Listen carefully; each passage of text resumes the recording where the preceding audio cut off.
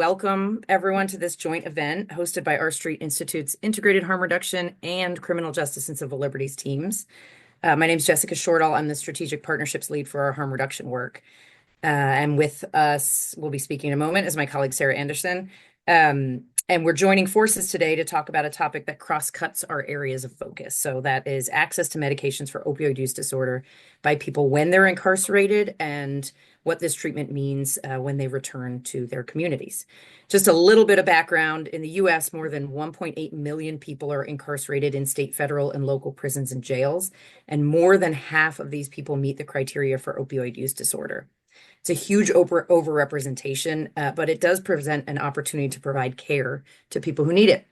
And medications for opioid use disorder, so primarily buprenorphine and methadone, are gold standard treatments. They have very high success rates at reducing overdose, at reducing chaotic drug use, and at helping people get into and stay in long-term recovery.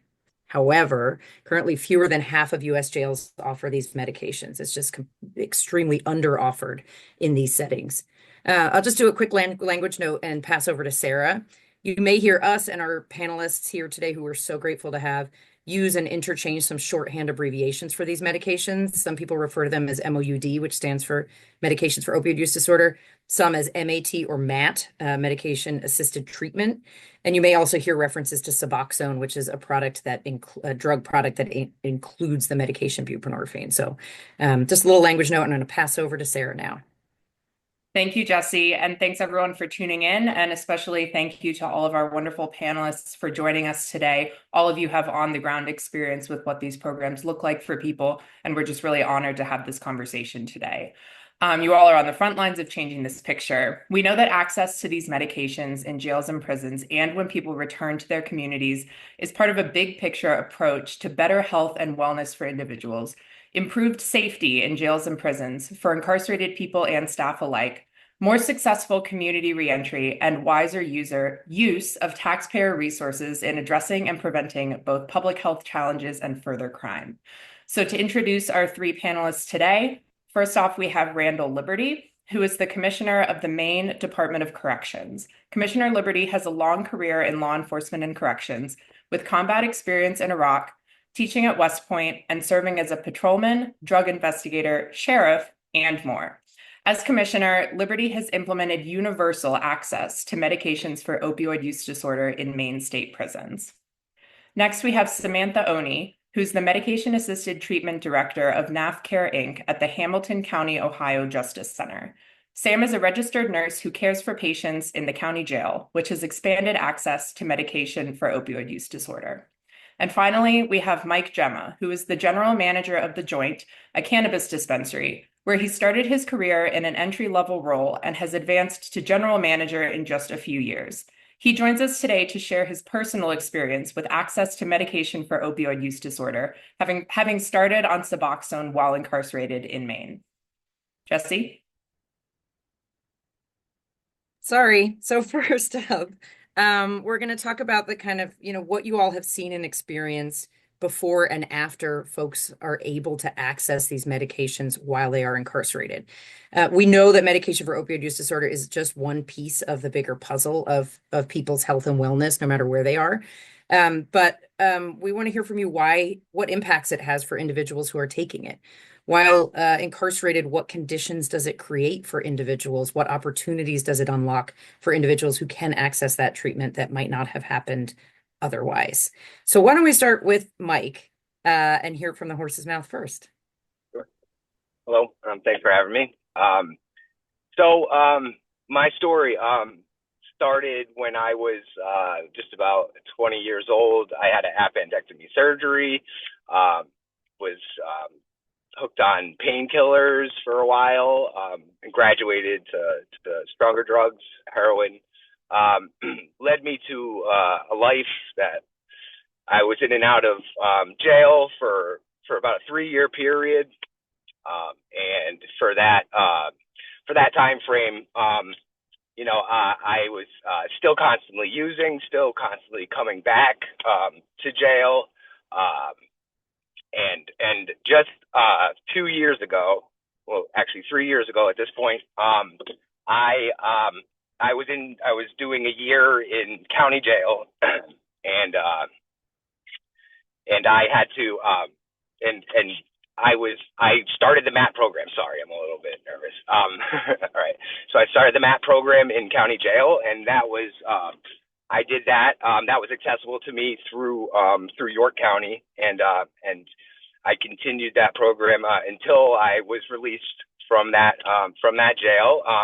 And upon my release, I was set up with a case manager to continue my Suboxone use with Better Life Partners.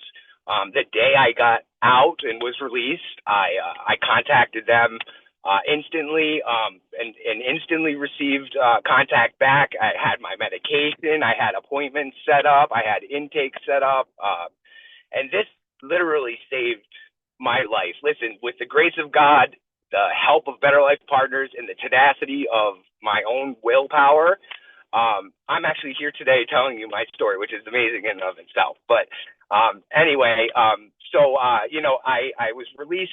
I started my program. I started my counseling, and I was then found I need to have a job. I'm 42 years old, coming out of jail with no good resume, no Indeed. So I hit the pavement. What I did is I made a good resume.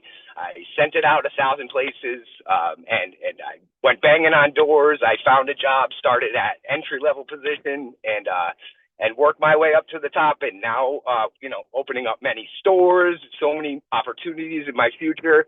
And listen, this is who I am. This is what I do. Drugs brought me to a place that I'm not proud of. But I'm here today to fight for everyone to have this opportunity that wants this opportunity and a new look at life, a new lease at life. I feel very very honored to be here, and that's just my story in a nutshell. Thanks, Mike. And it totally makes sense to be nervous, but we feel really lucky and grateful that you're sharing your incredible story with us. So thank you, and you're doing amazing. I just want to draw out of that. You mentioned to me when we talked, whenever that was, I said, well, what was it like? And so you were in a group of individuals that was kind of all offered the opportunity to try this medication all together, right? Yeah, And then I was. you all went into a block together. So was that different with all those folks receiving that treatment together? Absolutely. So I was actually there for the beginning of the MAT program in York County Jail. So when I had first started, I was there for a little while, and that program was not accessible. And after like a month, they had the program. So like this turns a black market substance in jails, and highly sought after item into something that, like, when you receive the MAT program, you would go into a specific cell block where everybody receives the Suboxone medication. I mean, you're literally like cutting out the entire black market by offering this to people. It's just like, it was a night and day difference. It was the block that I was on, like, literally was like they were influenced by wanting to do good, to remain in this program in order to get the help that we all needed. And it was really it cut down the supply of the black market drugs in that entire block, and I watched it happen. So it was amazing. And we're gonna dive into that a little bit more in a minute too. So we'll just put a pin in that. But thank you for bringing it up. Would love to hear, ladies first. Sam, tell us what have you seen with folks that can access this medication?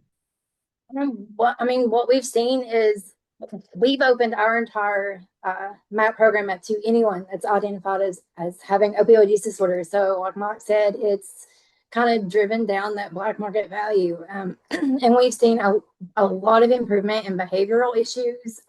There's less medical standouts for withdrawal or any complications from withdrawal or their drug use. We've seen so many people actually get released into the community. They're continuing their community Suboxone upon reincarceration, and they're not testing positive for their opioids. So that's a fantastic thing that we've seen as well. Commissioner, over to you. Thank you. It's great to be here. Mike, congratulations on your sobriety. You're a credible messenger, and your voice is important to be heard here, right, by everyone. And so thank you for being here. So we began our journey, and as you mentioned, I have a long history in law enforcement and corrections. I've been at it about 43 years. A good part of that was drug investigator. Mike, you'll get a kick out of this. I used to be the guy in the helicopter looking for weed. I mean, I go that far back, and so I've seen all aspects of this. I've seen the damage done in communities. I've seen individuals that through addiction have struggled and are incarcerated as a result of some of the things that they've done in the community. And it's a family affair. It impacts all generations involved with that, right? So in 2015, I retired from the sheriff's office where I was for 26 years, and I ran a local jail. And I became the warden at the Maine State Prison. And we began quietly doing this work. The governor at the time was not a believer, and his method was cold turkey, and that was it. And so we had to dance around with Narcan even. It was just a ridiculous place to be. In 2019, Governor Mills took over, and her first executive order was to expand Maine Care, which increased access to medical care and treatment to 130,000 people in Maine. And so the significant move there. And her awareness of substance use disorder was so acute that her second executive order was to expand medication for addictions throughout the correctional center system in Maine, in the counties, and at the state level. And so we began that journey. And as Mike was indicating, we started early with a controlled med line, looking under the tongue, eat a cracker, swallow water, sit for 15 minutes, eat a turkey dinner, all of that ridiculousness. And we did that for a while. And then we came to the conclusion that we should normalize our med lines. And so regardless of what kind of medication you're on, you line up in the med line, you take your medication, you have a drink of water, and you walk away. And as we talked about diversion, significant reduction in diversion, as was indicated by Samantha and by Mike. If there's no market for it, if there's no need for it, right? If you're receiving the medications that you deserve and that you need, it's critically important that we recognize that the violence in correctional settings are in large part there because of the smuggling. If someone has an addiction and there is Suboxone that's available, which may be $30 on the street, a microdose may be $300. And very quickly there's a drug debt. And then you either pay the drug debt or you get hurt, or you become a soldier and hurt someone else. Or you call your grandmother and mother and tell them, listen, I have a drug debt, I'm going to get stabbed. And the grandmothers continue to be brought into the nightmare of addiction. And so no good comes of that. We now have normalized our med lines. It's destigmatized addiction. It's a medication like anything else. If you arrive, you meet with a clinician, and it's purely a clinical decision between you and your physician in the facility. Once you're on medication, you can have that for the duration. We don't care if you're there for life or how long you're there. And then we have a nice smooth transition as you go back into the community with groups recover together. And that group allows us to have a nice warm handoff. Main care is activated the moment that you leave, and there's no break in service. They're given a cell phone, they're transported to the clinic. And as a result of the work we've done, we've had a 60% reduction in overdose deaths upon release. It works. Thank you. Oh, Sarah, you're muted. But you teed us up with a perfect segue, Commissioner. Yes, that's what I was saying when you couldn't hear me. That's a perfect transition into our next topic, which Mike, you referenced during your compelling story that you shared. And again, thank you. And we're so glad that you're here. MOUD matters while people are incarcerated, but it doesn't matter as much if that support doesn't continue in communities after incarceration. So we want to ask for all three panelists, how does MOUD access behind the wall impact what happens when people return to the community? That's to say what kind of support is needed, and does adequate support improve reentry outcomes? Commissioner, you already mentioned the overdose rate decrease after release. Also, we're interested in return to custody rates, reoffense rates, and kind of the personal impact that you both mentioned on your families and your communities. So I'll turn to Mike first. If you can speak to, I know you mentioned Better Life Partners, what did that transition look like for you? And tell us your story there. Absolutely. I'm excited about this one.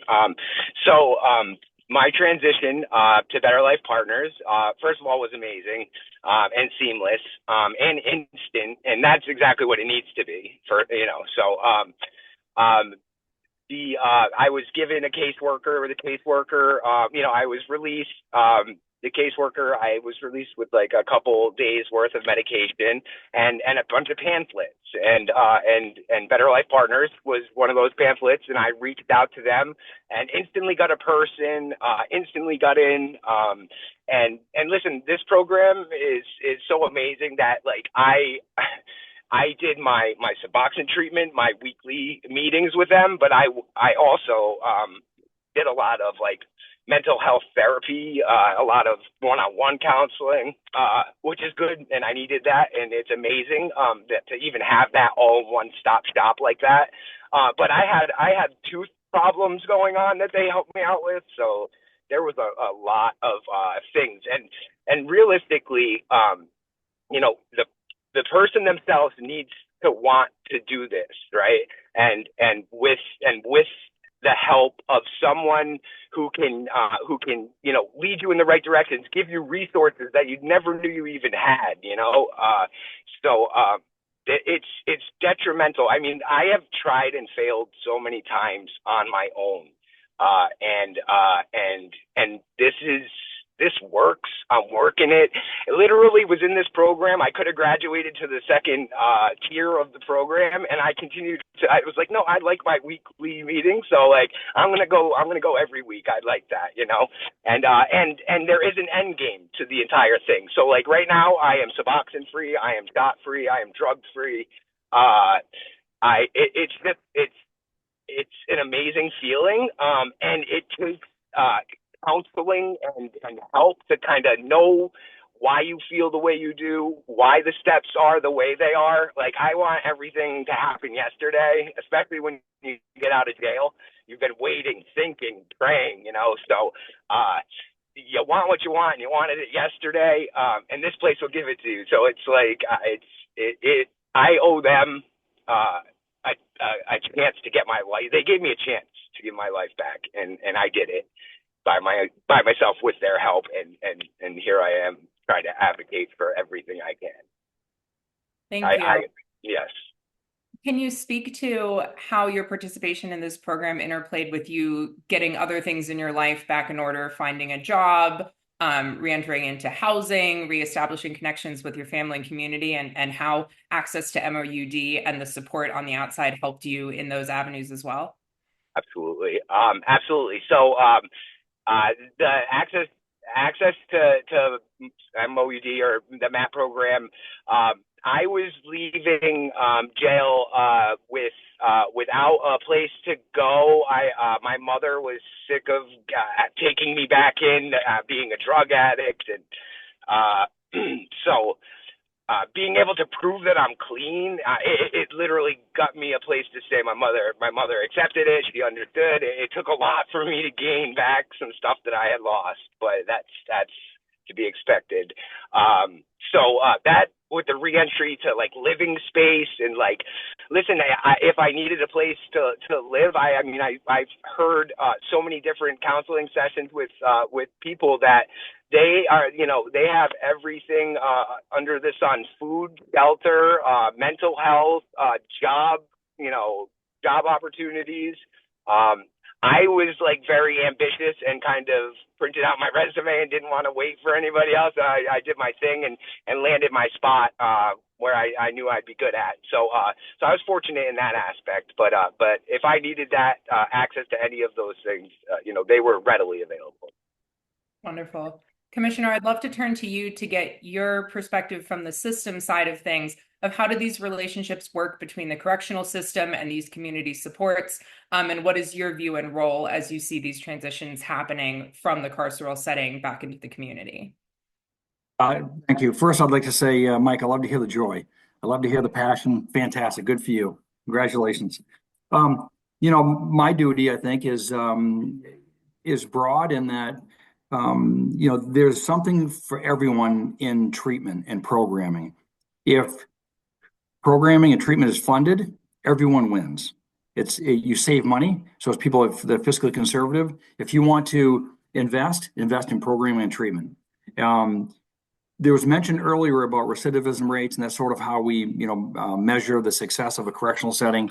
We have a thing in Maine called the Maine Model of Corrections, where dignity and respect are the foundation of the work that we do, and we have a non-adversarial environment where we work collaboratively. We do assessments when people first arrive to identify if they have educational deficits or problem sexual behavior or addiction issues, whatever they may have, and we work collaboratively to help them. The reason I mention that is because reentry starts day one upon arrival in a correctional setting.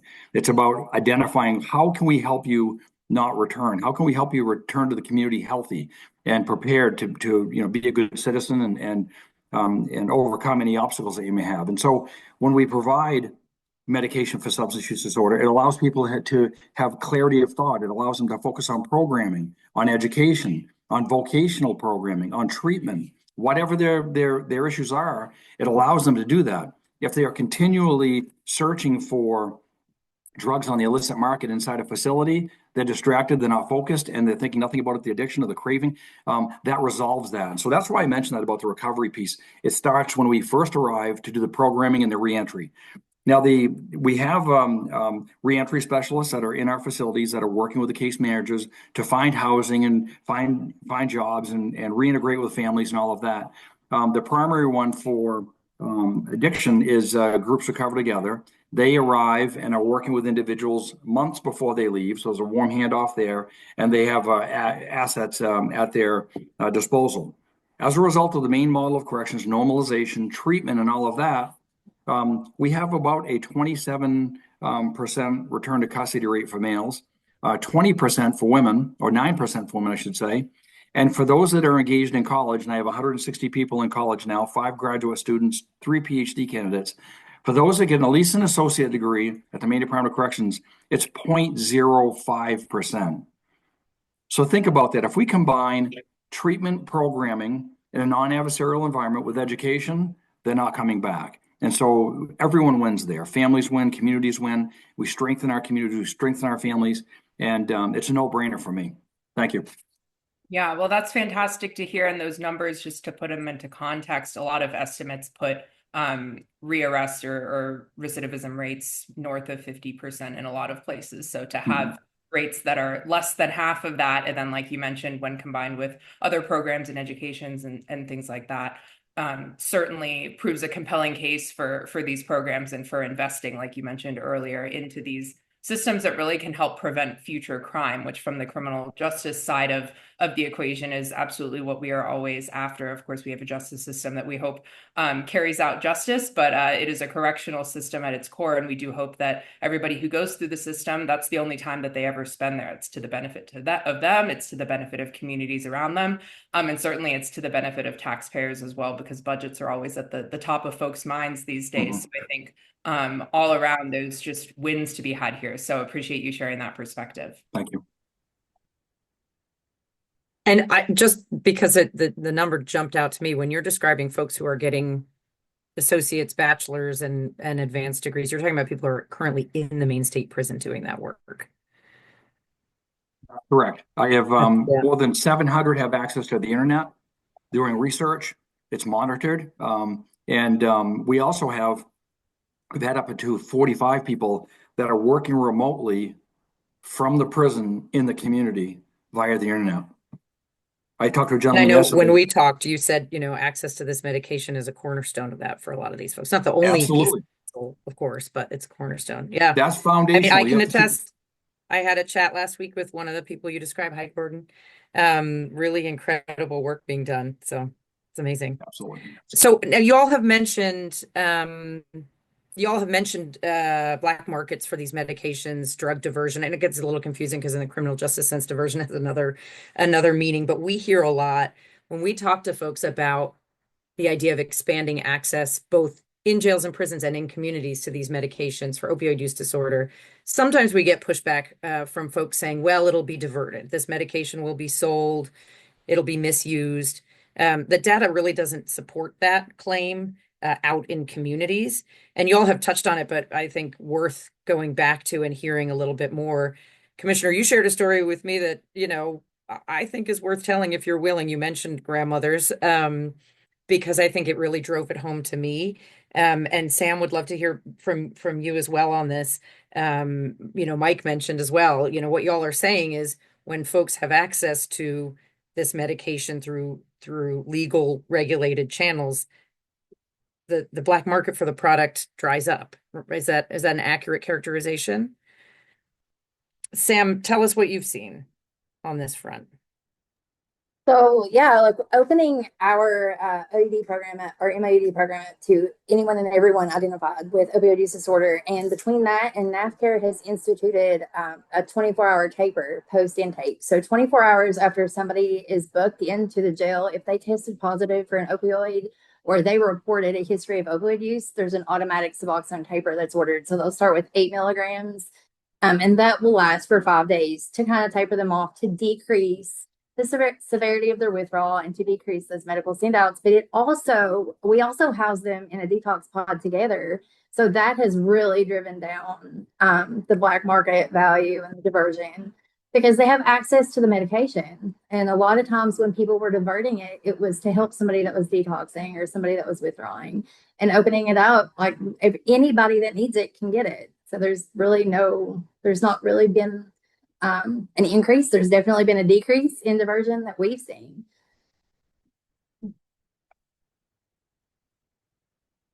Mike, Commissioner, anything to add to that? I mean, you're making it all sound so simple, which is kind of what the research bears out, but it's just, there's such a drumbeat of opposition to expanded access to these medications on the basis of fear about diversion. So I think it's worth spending another couple minutes on if you have anything to add or. Yeah, absolutely. It's not easy. I mean, you've got people here that are working and are believers, and there are many in my industry that are not. When I speak to my fellow commissioners nationally, we're not all in the same music, same sheet of music with many things, right? Treatment programming, education, access to particular things, out of cell time, all that sort of thing. But, I'm here to tell you that after doing it for a long, long time, after a while, and I was a drug investigator for some time, seeing the revolving door when the core issue is never addressed, it's insanity. The waste of resources and the destruction of families and the damage on the trauma that incarceration creates, right?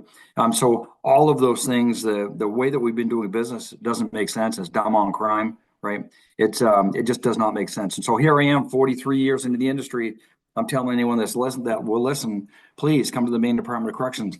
Give me a call, drop an email. I'd love to be able to share with you the success that we've had and the reduction in violence. When I was the warden at the Maine State Prison in 2017, before we started universal access, I had 87 assaults on staff. Last year we had 7. So this isn't only for the residents and we become the drug dealers, those things that I've heard along the way. But it also is a fantastic wellness program for the staff. The staff have a much better work environment. There's much less violence. They can have a sustained career over a 25-year period. Everyone wins here. The workers, the communities, the families, the residents, everyone wins here. Commissioner, you yet again set us up with the perfect segue into the topic of safety inside of jails and prisons as a result of access to this medication. And then I just also want to pull out something you said, which is the phrase dumb on crime, that's a good one. I think I'm going to steal that because we often talk about people want to be tough on crime, they want to be smart on crime, but things that don't work definitely are dumb on crime. So I like that. Going back to the topic of staff, in recent years, we've seen chronic issues of understaffing in the criminal justice system across the board, from police officers to probation and parole officers, and certainly to correctional officers as well. We know that they have a tough job, and sometimes it can be a dangerous job, and it's incumbent on us to try to make that job as least dangerous as possible. Doubtless, these conditions on the job contribute to the decisions of individuals to or not to become or stay a correctional officer. Can you talk about how that has played out? You already mentioned the numbers from 87, I think you said, assaults on correctional officers down to 7 last year. Do you see any connections between these changes in the condition on the job to people's willingness or happiness in their positions inside of prisons and jails, and or any increase in people wanting to join that profession as a result of it being just a generally more pleasant job when the conditions are better? It's a great question. You know, when I met with our commission and the Correctional Leaders Association last 6 months ago, the number one concern for all commissioners is staffing, chronic staffing problems. And for me, that turns into an environment. What kind of environment do you have in a correctional setting that's therapeutic, non-adversarial, and collaborative? That creates an environment that's successful.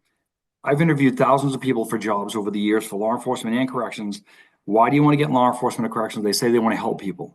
If you truly want to help people, we identify where brought them to corrections, and then we get to work helping them. And believe me, it wasn't an easy journey. When I first arrived at the prison, a lot of folks were stuck in the 1970 models of a baton, OC, and then the introduction of tasers. And it was a power dynamic. It was always the stick rather than the carrot. Always catching people wrong, doing something wrong rather than catching people doing something right. And so it's that approach that I find has been very successful. The overall environment, creating that environment, my staffing numbers right now at the main correctional center, 3% vacancies. 3%. Mountain View, 2%. Basically, people retiring or just transferring to other jobs, promoting maybe. Main State Prison is the most challenging, 11%. Those are kind of numbers that are very desirable, because what happens is when you're short-staffed, someone working a midnight shift that gets off at 6 a.m, if they're not relieved because someone doesn't come in, they have to stay. And so their job for the family was to pick up the kids in the morning and bring them to school or daycare. And they call their spouse and they say, guess what? I'm ordered in again. And that feeds on it. And so you have domestic concerns and challenges. You're burned out because you're working 60, 70 hours a week. And it just causes all kinds of disruptions in your family. And so what kind of a mood, what kind of an officer does that person become when they're burned out, when they're working too many hours, when there are troubles at home? It just feeds on itself and creates a very negative environment. So if you can create that environment that's therapeutic, is destigmatizing for mental health, substance use disorder, incarceration overall, everyone wins, staff included. Thank you. Sam, as somebody who works inside of the county jail where you are, can you speak to any of this from your side of the equation?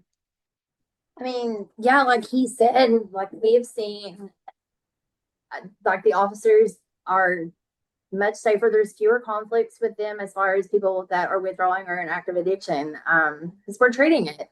But that, I mean, that's really all I can speak on, because I'm not part of corrections.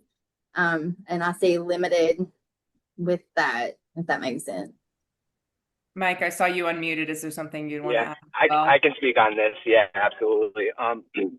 So I mean, just from personal experiences, there's nothing worse than being incarcerated and then going through detox, or then finally getting past that and then having a cellmate that comes in that's going through it as well. That's it's very triggering for addicts and stuff like that. So listen, if and that happens every person. 90% of the people that are coming in through intake are addicted to some type of substance or another. And it's just very it's hard to kind of stomach it. I mean, as soon as I was brought to this block where we were all on the same pills, it took away the black market. I mean, there were these things were going for like so much money just so people would not feel the sickness anymore. And it's just it boggled my mind how it wasn't readily available until my third time in, and then it was. So I mean, obviously people are understanding that this is just creating not only a safer environment for the inmates, but the workers as well. I mean, it's a good it's a good reason to do the right thing. You know what I mean? It's a good reason to make the right decisions and avoid that fight or avoid, it's a, you don't want to mess with that. Feeling sick and being incarcerated. It's just like, it's not good. So yeah, I mean, I've watched it take a block that was a little bit out of control and then have it to where all these guys are working together and just like living in a unit, that we all have to be there, and just try to make the best of it. It was night and day difference just from being inside and watching it happen. Well, and Mike, you mentioned something really that stuck with me, that y'all were a pilot, right? And so you had this kind of solidarity of wanting to pay it forward, kind of let's not screw this up for the group that comes That's after right. us. So yeah, that's it. And we were the first one, so it's like we knew we had to make this so that this was going to be a normal thing for everywhere. And it was a lot, and it was a camaraderie between us to like not to keep it in check, and people were keeping other people in check, and it's just like we're not ruining this for everybody. This is an amazing chance to work on yourself and get right before you get released, and I didn't want to be the one to ruin that for anybody. So, and here I am advocating for it. So this is what, it's amazing. Yeah, that's wonderful. Like Commissioner said, you can hear it in your voice that the impact that this has had on you. I'm here because of it. And doubtless on those others in your same shoes. And the other thing I think that it speaks to me is the idea of public perception of the system and the criminal justice system that's meant to help people and to correct people. Like the commissioner said when he was interviewing folks for law enforcement or to be correctional officers, most people in the system do join because they want to help people. And too often, due to a number of different circumstances, that's not often the perception in communities. And so we talk about legitimacy in terms of the policing infrastructure and how changes to policing can help improve the legitimacy of police officers in the eyes of the public. So too, I think, applies to this conversation around if people are going into the system and really do feel like the system is helping them correct and help and rehabilitate and improve themselves, then it creates just a more positive view and gives hope to people at the end of the day when they're going through the system. So it's amazing that you're kind of a compelling case for when you make these small changes inside of carceral settings, it really can work wonders in people's lives. I just want to Before we move on next topic, I was doing some frantic Googling because Commissioner, you mentioned your vacancy rates. And again, many things go into that. But I just, was looking at American Correctional Association surveyed agencies in 23 states last year and found vacancy rates as high as 55%. Compared to 2-3, you said your toughest one is 11%, something like that. So again, this goes back to you can do these things for the right reason with your heart or with your head. Either one's fine, but it makes sense either way. There's another perfect segue in terms of some people are making decisions more so with their heads than with their hearts. A combo of both is generally good. But in the current political environment, something people are thinking about with their heads is the reality of money and budgets. The federal government is currently spearheading initiatives to pare back government spending, and a lot of state governments are facing some shortfalls and challenges in their budgets, in part due to a lot of the COVID era federal funding drying up this fiscal year. I want to pose probably the question is best suited to the commissioner. How do these programs impact public budgets? And is MOUD and MAT worth fighting for fiscally? There are significant impacts. We've had some, our governor in particular has stood up to DC, and as that there was some targeting, I think, related to funding, and we've lost some funding and went to court and fought the fight and have won those fights, which is fantastic. But the priority for the legislature and for the Governor Mills, is treatment and programming, and so they're committed to that. We haven't had any reduction in that thus far. But I think it's going to be very difficult fiscally this year. We're in the middle of budget fights right now, and there'll be there'll be a lot of multi-million-dollar asks, and there'll be a third of that funding availability, and so we'll see where it lands in the coming week here in Maine. But it certainly is worth the fight. There's no money to be saved by reducing programming and funding. And something else I'd like to add, one of the things that has helped me with my staff to get them on board with treatment and programming is to add, many of them may have family members that have been impacted. I have had two nephews that have been in my care in the Maine State Prison system. My father had addiction issues and served time at the Maine State Prison. So I've been all involved, personally and professionally.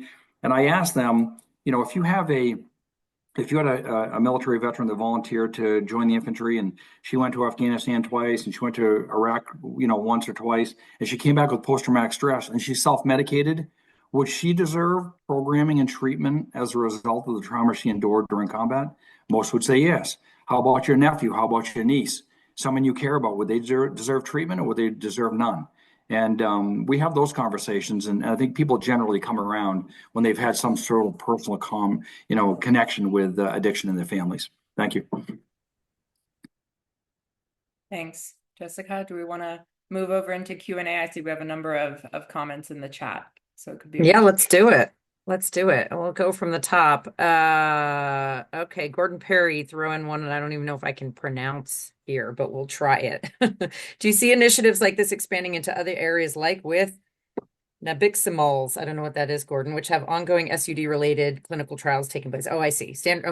Gordon's explaining standardized botanical drug extract. So this is a kind of maybe quite a regulatory and scientific question, but it looks like it's a THC cannabinoid product. Do you all see any future down the road for if products are FDA approved, additional products being able to be offered to folks? A couple of sessions ago, a couple of years ago, we went through the journey of what products could be authorized for substance use disorder in correctional settings. And at the time, the legislation was passed, all available medications, which didn't include this, but it was injectables and it was all of that. But no discussion has been made in the legislative committees that I'm aware of related to botanicals. Okay. Another one for Commissioner Liberty. Do cuts to DOJ grant funding targeted at Maine DOC threaten the viability of continued access to medications for opioid use disorder for incarcerated people? No. In fact, statute requires us to provide medication for substance use disorder by statute. And so we will find the money. The governor's committed to that. The legislature's committed to that. I spend a lot of time in the legislature and with the governor. Never been a whisper of that. We're going to stay the course and we're going to provide treatment regardless of budgetary restraints. Amazing. Thank you. I mean, and it sounds like you touched on this, but you see this access paying for itself across impacts over time. Right. So we're hoping that we can help get that message out. Jessica, I'll add something Yes. there just to follow up with Commissioner Liberty on this. You mentioned when you're talking to commissioners of other states, they're not always, reading from the same page of music as you are. How do you find, if you are having these conversations with other commissioners and folks in other states, how do you find that they're looking at these budget conversations and where are they looking to pare back or increase spending and programs in their states, and how do you communicate with them that this is something worth keeping if they have it? So every commission is in a different circumstance. Some are very conservative. Some are, southern down out west. Some are very conservative. The legislative challenges in Maine, I find we have a greater understanding in the legislature and certainly with the governor about the importance of this. We're tired of seeing people die as a result of failure of programming and treatment. And the legislature and the governor acted very boldly. I presented multiple times on the Maine model of corrections, and treatment for substance use disorders at the top of the list of the things that we do, and they're aware of that. But you have to remember, some states, half of the facilities don't have air conditioning down south. I mean, there's some real funding issues, real philosophical differences regionally on how we incarcerate. You remember, Sheriff Joe Arpaio, he thought it was funny to put people in tents outside in 100-degree heat and have them wear, pink underwear. I mean, that was his approach to corrections, right? It's just wide range of lack of informed decision-making, I feel. I don't know if it was you, Commissioner, or if it was one of the resources you sent me and one of your colleagues speaking, making the case to people in communities, like who would you rather have coming back out and be your neighbor? Somebody who has, been met with their, like you said, traumas and past life experiences, gotten support for that, gotten the opportunity to get clarity that behavioral health and this medication for opioid use disorder can help provide, and come in the community motivated to work and contribute and live out their full potential, or someone who's been dehumanized and not been able to access supports. I know who I would want as my neighbor in that situation. But yeah, I'm glad you're doing the work to try to get that word out. And I remind, everybody that return to custody rates means more victims. So if you're really concerned with victims, if you're oriented towards safe communities, lawfulness, victims, survivors, if that's your focus, the residents should be your focus to make sure they release healthy and there's less victimization.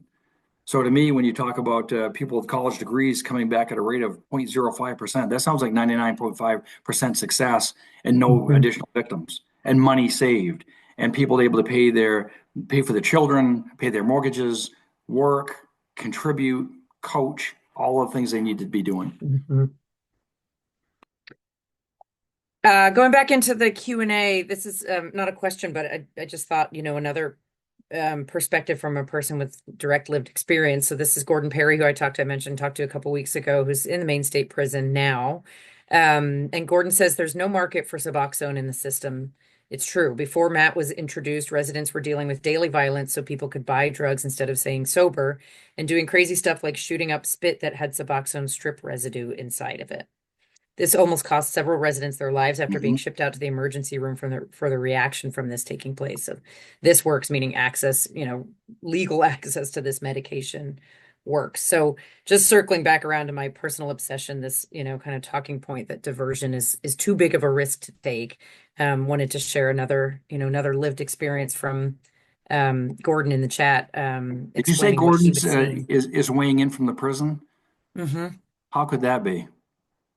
See, yeah, you see the access, you see, he's able to engage, he's able to offer, he's able to contribute from the Maine State Prison in meaningful way. Hey, Gordon, how are you? And eager to. Yes. Gordon and I were supposed to talk for 30 minutes a couple of weeks ago, and it turned into like 2.5 hours. So fantastic. We had a great chat. Yeah. We're hoping to, for those of you who follow our harm reduction work at R Street, we're hoping to get a Q&A with Gordon up on our blog at some point soon to hear his story too, because I think it's fascinating and he's got a great perspective. All right, we've got a couple minutes left here. If we've got other folks, okay, we just have another comment. I would just share 90% of folks in prison today are coming home. That's what Commissioner Liberty reminds us of, a compelling reason for the Maine model of corrections and open access to MOUD. So I just want to throw it back to the group of our panelists here. If there's anything else you would like to add here, specific to anything, elaborate on or touch on specifically regarding access to these medications.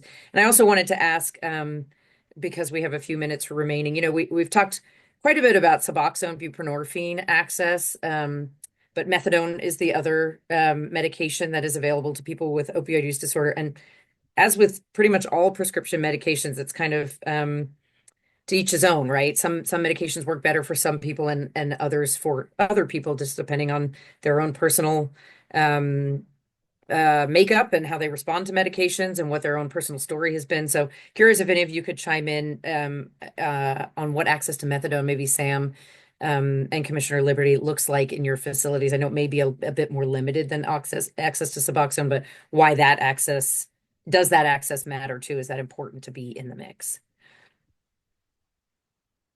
The access to methadone at Hamilton County is if you're current on community methadone, if you have a clinic that you're going to every day or you're getting take homes, when you come in and you test positive, we're contracted with a community provider that we send the paperwork. So your consent for guest dosing, the consent to allow a corrections officer to go pick that methadone up, the releases of information, the financial affidavits, all of those things get sent to our community providers who verify and dose, and then a corrections officer goes and picks up the methadone up and brings it back to us like a weekly dosing. So we get 7 bottles of methadone. for each participant. And we usually, our average of methadone continuances is only like 15 a month. There's just not a lot of people that are coming in that are on methadone. So, I mean, that's really all I have for that. But yeah, that's what it looks like for us. I have less than 5% of my folks. Similar, it's a much smaller number of people on methadone in my system. And is that real because of the demand or need for the medication, or is it because of the barriers to providing it are higher than for either of you than for us? It was a later introduction because of the barriers. Yeah, federal regulations. I was gonna say for us, I mean that's like what he said, and it's also like that's all that's coming in. So like we actually can house 1,800 inmates. About 500 of those a month are on MOUD, so only 15 a month even request methadone, and they're usually the ones that are on it.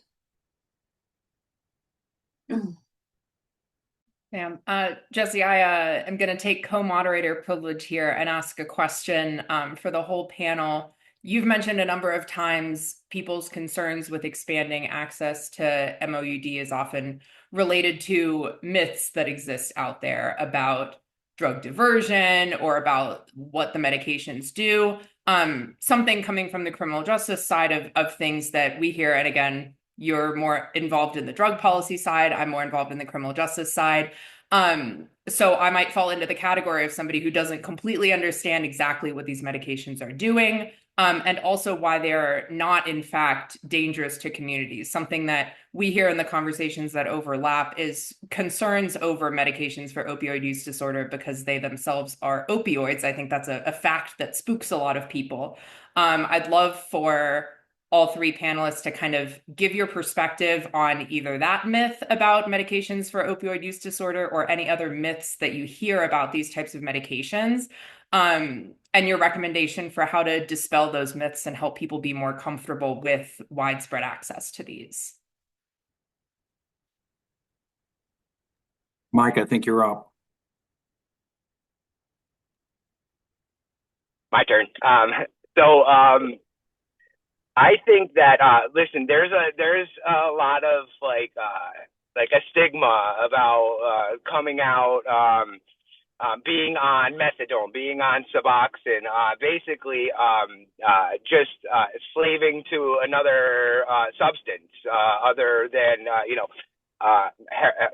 heroin or illicit substances. So this is tough because this was tough for me personally.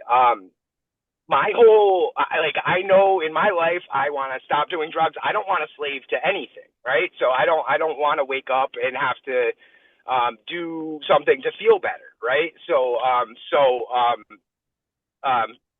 starting the Suboxone and being able to like have this medication really just it took away a bunch of anxiety for me as to like what my next move is, right? Or to like how I'm supposed to feel, or it was regimented. It was every day. My experience with that was, yes, I was taking something every day, and but in my mind, I have an end game, and there was a way to do that. Like, and for me personally, on my journey, mine was from switching to Suboxone sublingually to the shot once a month, right? And then from that, I did that for a few months, and then I had just weaned off on my own.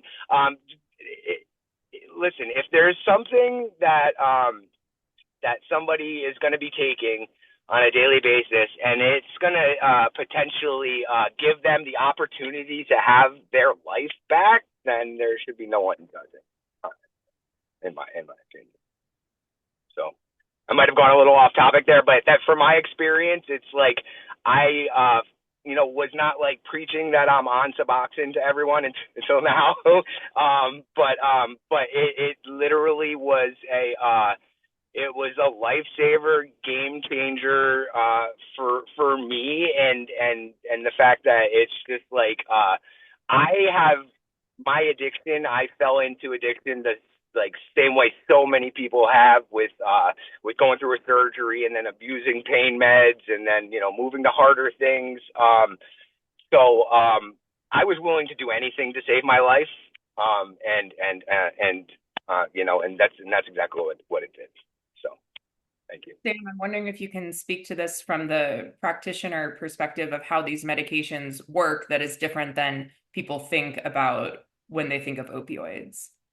So Suboxone is actually a partial opioid, and it is also paired with naloxone, which is the active ingredient in Narcan. So it acts as a blocker. It actually activates the mu receptor just enough that it quiets those cravings and or stops the cravings and kind of quiets that noise in the brain that drives them to go in search of heroin or fentanyl and to use it. Like completely alleviates that. And some things that people think are possible, they don't get high from Suboxone. Like it doesn't produce a high, and you cannot overdose on it. Like it is completely safe to take. And if anything, if somebody is still using, like if they go out in the community and they relapse, but they have Suboxone in their system, they have that protective barrier as well, as far as the naloxone still being in their system and blocking the receptors. But I would be more concerned, and this is an honest opinion, I would be more concerned about Tylenol, ibuprofen, and Benadryl from an overdose perspective, from a diversion perspective, than I would be for Suboxone. Powerful point. Commissioner, anything to add to that, or how you've worked to get your staff more comfortable with, you know, some of these realities as opposed to the myths? Yeah, for me, is, you know, you hear the comments from some of the more tenured staff talking about we're the drug dealers now, right? We're the ones peddling the drugs, and you know, my position has always been replacement therapy is the opportunity to allow people to pause and not have to chase the drugs all the time. And so my experience on the street has been when someone wakes up and they're dope sick, they start their day looking for some way, some means to either get the resources through either, you know, dealing or stealing or, you know, selling the body, whatever they have to do to get that drug is what happens. And so if they can have a replacement therapy that allows them to settle down, focus on treatment, programming, work, family, all of that. And that's how we pause this. And it's taken some time. I mean, you know, really changing culture in a correctional setting is challenging. And but what's nice now is after we've done the work for the last 7 years, now it's obvious with the data that it all makes great sense for everyone. And it's very hard to dispute that. Commissioner, well, we thank you so much for your hard work in the Maine correctional system, Sam for your work in Ohio, and Mike, of course, for your success, and congratulations again on everything you've been able to accomplish. Thanks, Jesse, for letting me take a co-moderator privilege, but I'll turn it back over to you for any closing thoughts. Just huge thanks from me too, y'all. Just perfect combination of perspectives to help folks understand the realities of this situation and this, you know, kind of life-saving and life-changing treatment. So we're just super grateful. And I just want to give a special shout out. I know Commissioner and Sam, you won't mind, to Mike for being willing to share your story and bring your incredible energy to this conversation and to the world, I think is amazing. So congrats on all of that. But thank you all for doing so much to help people with their own hard work, you know, forge a path for themselves once they return to their communities, or also indeed while they're incarcerated. We're really grateful for it, and hope that we can all continue sharing this message.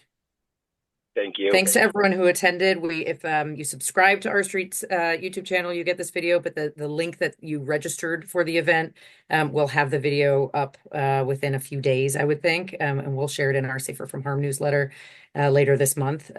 So would appreciate you sharing it with folks that you think would benefit from hearing this conversation. Thank you all so much, and thanks to our events team. Thank you. Thank you. Thank you.